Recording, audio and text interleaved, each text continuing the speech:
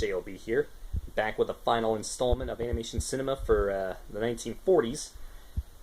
So, let's not waste any time and jump into one of my favorite, the number one film of my two favorite films, the other being Fun and Fancy Free, from the 1940s, The Adventures of Ichabod and Mr. Toad. Going from a bunch of different shorts to just two, to going from a whole bunch of shorts to just two again is baffling, but it was Disney back in the 40s, so what else were they going to do? And the stories they picked were kind of out of the norm. They weren't necessarily fairy tales, they were classic stories. But let's talk about them individually. First, you got The Wind in the Willows, which is honestly kind of strange considering that the animals are to scale and that everyone else in the world is human. But it basically follows the story of James Thaddeus Toad, who has a addiction problem, or a mania problem, as England would like to call it. Because anything that's new, anything that's revolutionary, anything that's popular, he's all over it. And in this case, motor cars.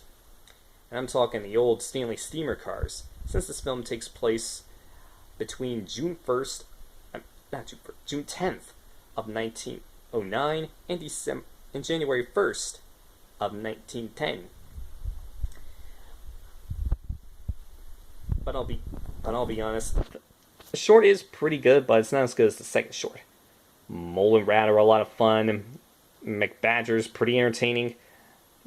Toad is, well, a maniac, if you understand. And even Cyril Proudbottom, the horse, gets a few good lines. Especially one in the courtroom, but if you haven't seen the movie, you'll have to go see it for yourself. But anyway, let's move on to the second segment of my second favorite film, or top favorite film, of the 1940s.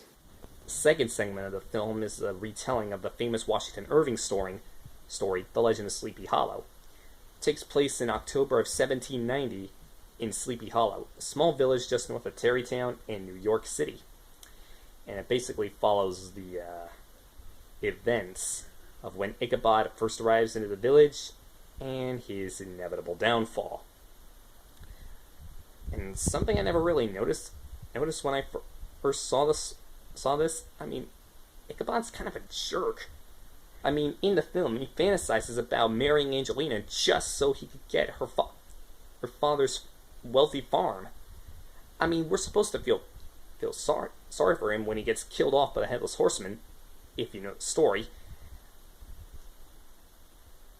Well, we don't really know if he gets killed off or not, but still.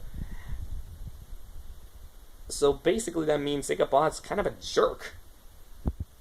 But regardless, the short is a very good, very well done, and right near the end, it really can get a little nerve-wracking.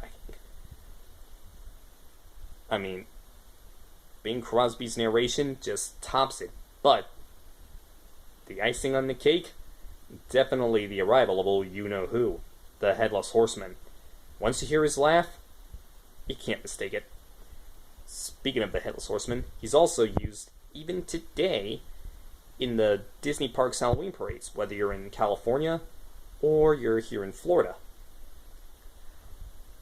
But anyway, second segment, my personal favorite part of the movie. All in all, the film is pretty good. But it could be just me because I love Halloween and I love old stories like The Legend of Sleepy Hollow. But regardless, great film. If you're a Disney fan, you can go check it out. But if you prefer Halloween stuff and you're not a Disney fan, this film is still worth picking up. Two classic stories that are definitely worth a revisit.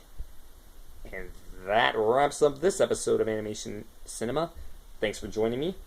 And if you're new to my channel, subscribe, leave a like, and a comment down below.